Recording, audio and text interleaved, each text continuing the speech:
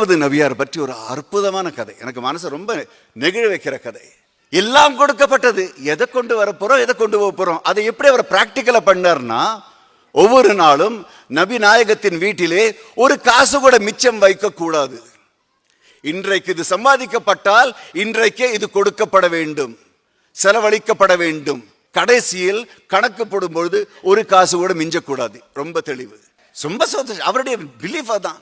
அல்லாஹ் கொடுக்கிறான், ஆண்டவன் கொடுத்துருக்கான் எல்லாருக்கும். நான் தக்க வச்சுக்கிறதுக்கு நான் என்ன சேவிங்ஸ் பேங்க். ஆனால் ஒரு நாள் அவருக்கு உடல் கொஞ்சம் சுகம் இல்லாமல் போச்சுங்க. அப்புறம் 2-3 நாளைக்கு அப்புறம் கடுமையான ஜுரம் வந்துருச்சு. அம்மாக்கு வீட்டில் கவலை, அவங்களுக்கு சம்சாரத்துக்கு. அவங்க சொல்றாங்க, இவர் எல்லாத்தையும் கொடுத்துடுறாரு, நாளைக்கு மருந்து மாத்திரை ஏதாவது வாங்கணும்னா வீட்டில் ஒன்றும் இல்லை, அதனால கொஞ்சம் காசு எடுத்து உள்ள வச்சுட்டாங்க. அன்னைக்கு ராத்திரி நபிநாயகத்திற்கு தூக்கமே வரவில்லை. இதெல்லாம் தான் பெரிய ஆத்மான்னு சொல்றது. விஷயங்களை பார்க்கனாலும் உணர்ந்து கொண்டு உடல் செயல்படும் அந்த விதம், சென்சிட்டிவிட்டி. என்னங்க நீங்க தூங்கல, தூக்கம் வரலையே, ஏதோ தவறு இருக்கு. என்னங்க தவறு, உங்க உடம்பு சரியில்லாதான். இல்லம்மா, என் முகத்தை பார்த்து ஒரு பதில் சொல்லு, காசை சேமிச்சு வச்சிருக்கியா? பின்ன என்னங்க, ஒரு மருந்து மாத்திரை தவறு செய்து விட்டாய்.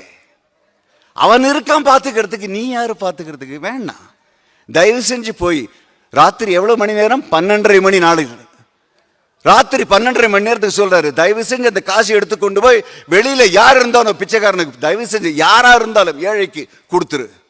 வேற வழி இல்லை. காசு எடுத்துக்கிட்டு கதவை துறக்கிறாங்க. அம்மா தாயே என்று வாசலில் ஒரு பிச்சைக்காரன் காத்துக்கொண்டு நிற்கிறான். அசந்துட்டாங்க, புல்லரிச்சு போச்சு, கண்ணுல எல்லாம் ஜலம். விவரம் நான் புரிஞ்சுக்கலையேன்னு காசு கொடுத்தோடனே, அம்மா தாயே, இந்த வீட்டுக்காரங்க நல்லா வாழணும், மகராசனா வாழணும் சொல்லிட்டு போனாங்க.